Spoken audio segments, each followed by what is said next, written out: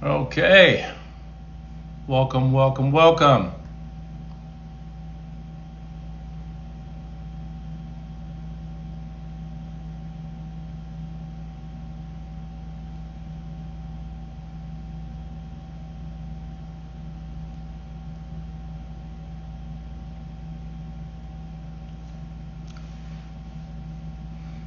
Okay. Let's get started.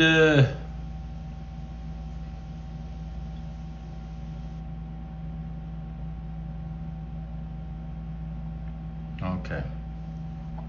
As you come in, announce yourselves, especially those who have not been vocal. We know there are quite a hello, Wendy. We know there are quite a few people who come on and don't say anything. We get, but we look. This is AI. I mean, this is technology. We know who signs in or who doesn't. Okay, so if you signed in and you're not saying anything, let's break out of that shell tonight and do something. Okay, let's go against our own grain and push through. All right. That's not you, Wendy. Okay, no, you have no problem whatsoever. Shelly, hello, hello, hello.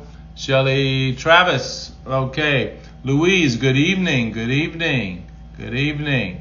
This is Triana. Used to be guest 94721. Thomas. All the way from New York. Is that New York City, Buffalo, Syracuse? New York is a state. I know you New Yorkers just say New York and everybody's supposed to know. But that's all good. All right, Yolanda, how are you, my dear? From Nashville. Good to see you, my friend. Shannon, hello. From MV? Where's MV? Okay. Guest 67731, Wally from California, all the way from California. Okay, where it never rains. A lie. Oh, Martha's Vineyard. Okay, Shannon's it's coming in from Martha's Vineyard. Great, great, great. All right, Middletown, upstate. Okay, I feel you. All right, great, great. It's good to see everybody on. Thank you for joining us this evening. Some of you, if you're a first timer, give me a thumbs up. Look, y'all talking about love Martha's Vineyard. Well, I've never been to Martha's Vineyard, okay? Okay, for you guys who are like rolling like that, y'all can just, I'm spending the summer in Martha's Vineyard. Okay, we've never been there, but it's all good. No, but if you're a first timer, give me a thumbs up. Let me know you're here. Let me know who you are. Yes, I must go. You're absolutely right. I must go to Martha's Vineyard. That's one of the things we're planning on doing. All right, this is guest 67731. Welcome, Wally. First timer. Let's see if there's anyone else as you come in. Make yourselves known, those of you all who are speaking and those who are not. Because normally, and this is stats because my developer gives them to me, normally only probably about 1/5 of you guys actually say anything. Those who are speaking is only a portion, just a small portion of everybody who is on listening. And that's okay. If you just want to listen, that's fine. I'm not going to force you to say anything. But listen, the app is moving forward. I want you to tell your friends about it. I made some IG posts and some FB posts letting people know what's going on. This is a must do. You must be on this app and you must tell your friends. Tonight we're going to be talking about something. Please, if you have questions as we're talking, ask them. I will respond. If you have concerns or whatever, or even disagreements, ask me. We will respond. Okay, this is probably one of the best free sessions you're going to ever have. Okay, I use that word very loosely, free. But let's get ready. You ready? Let's rock and roll. Okay, Talamisha, I see you. I know you're from Long Beach. Tonight is for two people. Okay, if you got the notification, we're talking about Married to a Visionary, how to support the dream without losing your mind. So tonight is for two people. It's for the visionary in the room and the person who sleeps next to him or her. Okay? This is the person who's been sleeping next to one. You both are exhausted. You both are brave. And you both need something tonight that no one ever says out loud. Okay? And so that's where we're going to go. We're going to talk about the visionary and how, if your spouse, your husband, your wife, your boyfriend, your girlfriend, if they are a visionary and they are constantly envisioning things and coming up with ideas and whatever, and sometimes it starts to wear on you, this is for you. Okay? And I want you to think about it. If somebody knows somebody like this is your spouse, give me a thumbs up. Let me know. But I want you to say this first, that the visionary is not crazy. No, the visionary is not crazy. Even though living with them sometimes might make you think that they are. Visionaries are not crazy. This world, this country is built on visionaries. Triana says, I feel I'm mostly the visionary in the marriage. Okay, but then you're the one who's probably close to maybe driving your spouse crazy. I don't know. I'm the visionary in my marriage, and my wife has to normalize me a lot. Okay, because I know I have ideas. I'm constantly moving. I got things. What do you think? What do you think? What do you think? I know that can be frustrating. But here's what visionaries do. They see things that don't exist, but they act like they do. They act like and talk about them like they do exist. That's what a visionary does.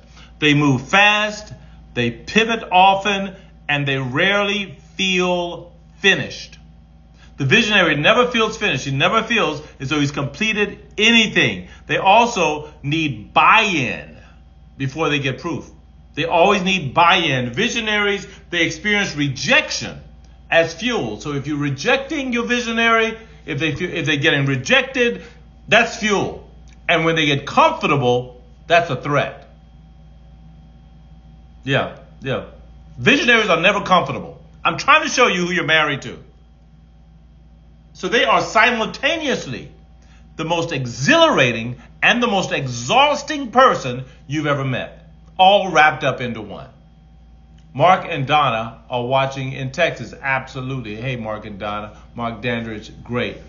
Shelley says, my husband is the visionary, big thinker. I'm the one who executes some of the ideas or co-supports execution. Yes, you guys are mirroring our dynamic at my house.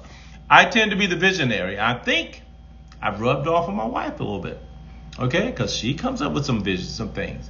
But I tend to be the person, and she's the one who has to normalize me and make sure that she either works it out or tells me not yet, no, not. And here's the thing for the visionary. It's tough to have a vision or an idea and put it on hold. It is, oh my gosh, everything has to happen now. You're right, Triana. It's the most fun and exciting too. If you're married to a visionary, if you're dating a visionary, do not discount the excitement and the fun that comes out of that relationship. It can be incredible. It can be exhausting as well. Okay? But visionaries, they're exciting and they're exhausting and they're all that wrapped up into one. I want you to understand something. You did not just marry a person. No, you married a person and a purpose. Yeah, write that down. You've married a person and a purpose. And I'm not paying any attention to my wife. And nobody told you that there were two of them, the person and the purpose. Yes, you rubbed on me a lot. Jesus, help me. I'm going to ask you all to just have a silent word of prayer for my wife. But here's the thing with visionaries. They cannot see others' vision. This is what Sia says. Thank you, Sia. They cannot see others' visions the way presented. They have a vision about your vision. What? Sia says that visionaries cannot see another person's vision about the way it's presented. That's very insightful. But they will have a vision about your vision. And you're absolutely right. Because a visionary is an innate creative. So whenever you give them your vision, they're going to take that vision and then embellish it. It's not, and mind you, Sia, it's not that they don't see others' visions. You say, as you said, they don't see it the way they're presented. You maybe have some truth there, but it's not that they don't see them. But whenever a visionary hears an idea, it always sparks interest. Now, I have a personal confession. For years, I did not understand what was wrong with me. Because, and I've had friends, close friends, who I thought were close friends, telling me, man, you're doing too much. Man, you need to slow down. Man, no, you can't do all this. No, slow down. No, you're doing too much. Why you got to have over and over and over and over? Because I'm always thinking, I'm always trying new things. And I was wondering, well, maybe it's me. What's wrong with me? But then I realized something. There's nothing wrong with me. Because if God gives me these ideas, if he keeps giving me these visions, they're for a reason. Maybe it's because they need to be carried out. Maybe not all at the same time. But I believe firmly that if something comes into your mind, that it needs to be given attention immediately. Now, whether that attention is to be put on a back burner or whatever. I'll give you an example. I had an idea to write a book. The book was called Marriage Ain't for Punks because on the show that I was on, I told a kid that. The young man that, when he was trying to weasel out of his marriage, I said, look, man, marriage ain't for punks. I told him, boom, where it came from. I just told him, and it became a thing. Then I said, okay, I'm going to write a book. And I wrote the book with my wife's help, And then, we decided, let's do an app. All these were visions. All these were things that came up. But and at any time, though, I could have said, you know what, forget it. I'm not going to do that. No, but I had to. And the proof as to whether or not your vision is viable is the success that attends its implementation. Hear me. The proof of whether your vision is viable is the success that attends its implementation. I need you to hear that. Because as soon as I started doing things, people started catching on and people started co-signing. Hi, Sunshine. Look, Triana says this. I'm repeatedly referring my husband back to day one when I shared all I envisioned about our marriage and repeatedly reminding him that my vision is not coming into fruition. I need to see progress and growth. Things need to be different. Can't stay with things remaining the same way for years. Now, look, Triana, I'm going to talk to that for a second. Here's what you got to get. You're saying I'm repeatedly referring to my husband back to day one when I shared all I envisioned about our marriage. Now look, we talk very openly and candidly here, okay? And repeatedly reminding him that my vision is not coming into fruition. I want to make sure I understand what you're saying. I need to see progress and growth. Things need to be different. Can't stay with things remaining the same way for years. I get it. I see where you're coming from. I understand. Here's the pushback. Here's the challenge. I'm repeatedly referring my husband back to day one when I shared all I envisioned about our marriage. Here's the thing about a visionary. If you have a vision, that vision is for you. It may not be for everybody. So whatever you are revealing about your vision for your marriage collectively, that's your vision. Okay? What is his vision? Because if you're expecting him to bring your vision into fruition, you have to question whether it was a vision or a dream. Okay? And if it's just a dream or a hope or something that based on what I've seen, based on what I understand, based on other examples, this is what I think it ought to be. If that is the case, okay, then is that a vision? Or is that just something that I hope or something I dream? You're absolutely right. Things don't need to be different. But I want you to consider this. And I want you to sit on this for a minute, Triana. I hope I'm saying your name right. Triana? Okay, you have to tell me. But I want you to sit in this for a second. Is your husband's idea of your marriage being fulfilled? Has he ever indicated that his idea for your marriage is being fulfilled? Has he ever shared his vision for the both of you? I'm going to give you this.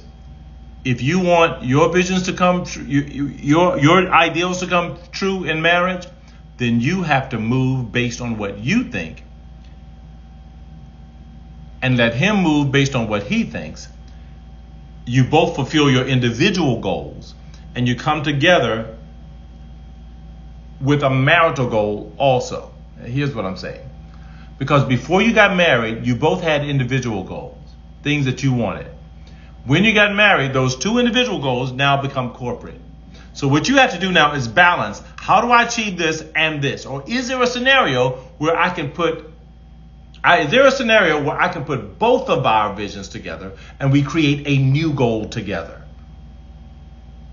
Okay, that is the best option. She says, unfortunately, that's the problem. He doesn't communicate what is working and what is not working. Okay, now we can't get too much counseling here, but I'm going to suggest that you do. I'm going to suggest that you do communicate about this, and let's talk about getting some further help outside of this, because the truth of the matter is, when a man is not communicating, when a man is not talking, it's because he's building a wall. Okay, he's shutting down.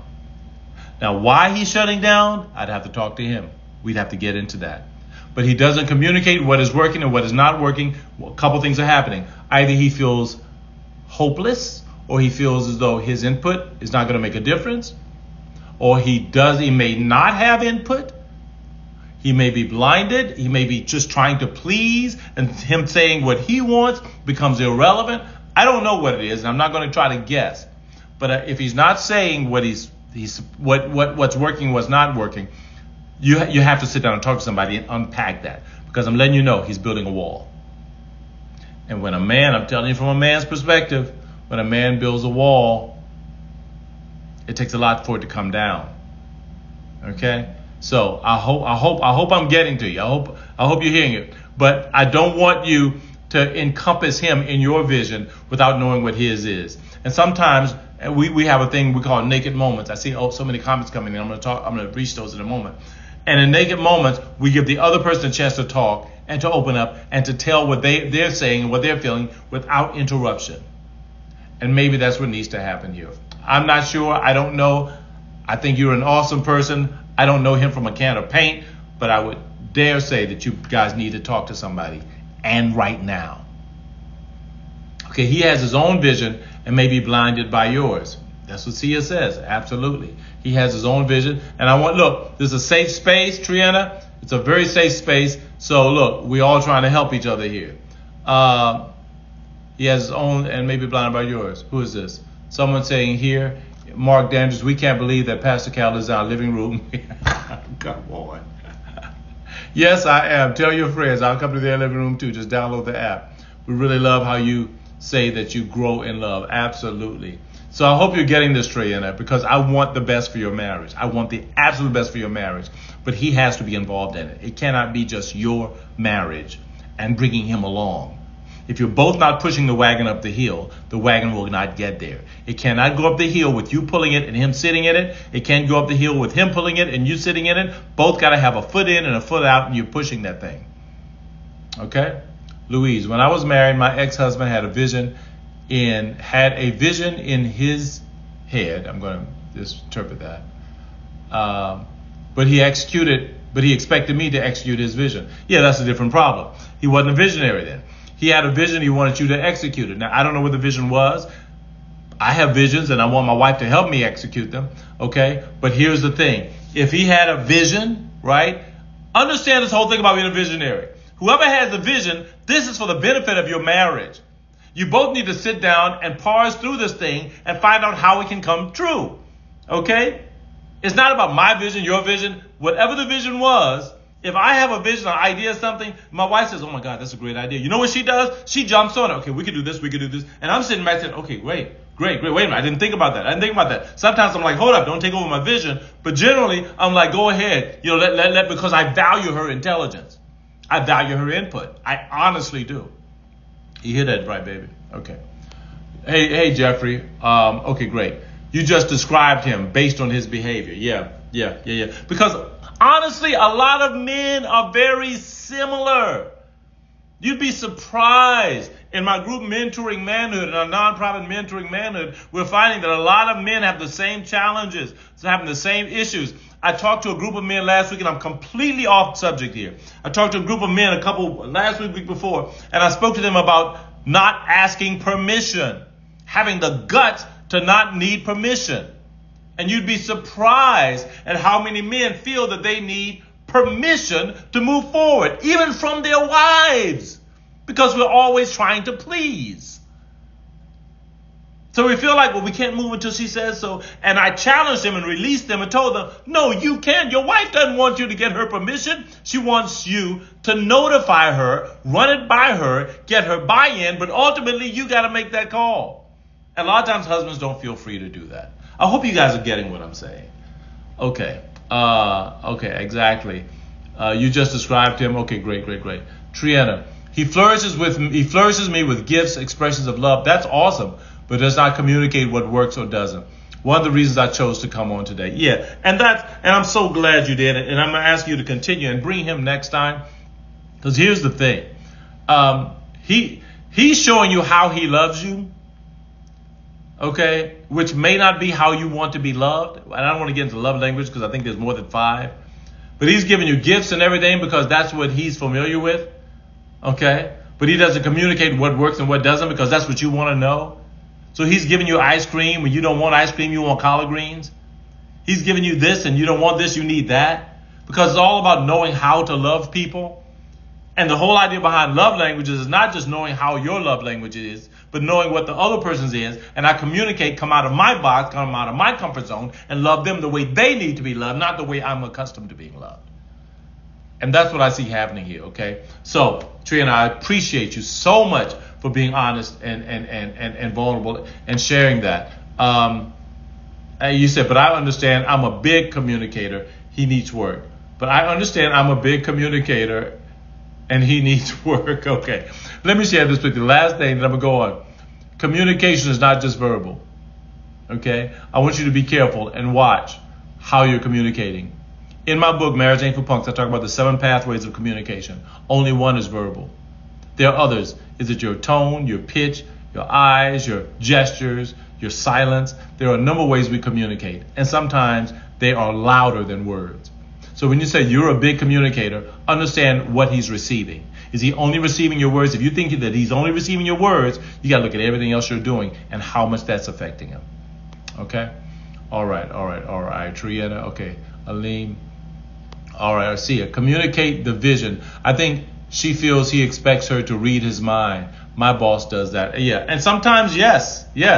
Pastor Cal, I'm just glad you were talking. Oh, yeah, absolutely. I love this here. Oh my gosh, my time's running. Okay, should all men as leader of households have a vision for their families, even if the wife has to? Yes, all men should have a vision. Now, look, okay, this is where I become traditional. If I offend you, deal with it. But this is where I become traditional. I believe that men should have a vision for their families, for their wives, etc. I believe that women should have a vision. I believe you both should have a vision. And you come together and smooth off the rough edges of both your visions and turn it into one. Okay? But do I believe the man should lead? Yes, because I think that's just how we are. Right. But leadership does not mean domination. Leadership does not mean dictation. Leadership means servanthood. So should all men be leaders of their household? Yes. I'm a leader because I serve. I make sure that my family has whatever they need within reason. That's how I lead. Okay? That's definitely something I struggle with, says Jeffrey. Feeling like I have to ask for permission to do something not because of how my wife is, but because of exactly. Thank you for sharing that. And that's something that men deal with quite often. It's feeling like we have to ask for permission, especially men who have never been told that they don't need to ask for permission. I'm going to share this with you real quick, again, off note. Whenever there's submission, whenever you have to ask for permission, it means that there's submission, okay? It means that you are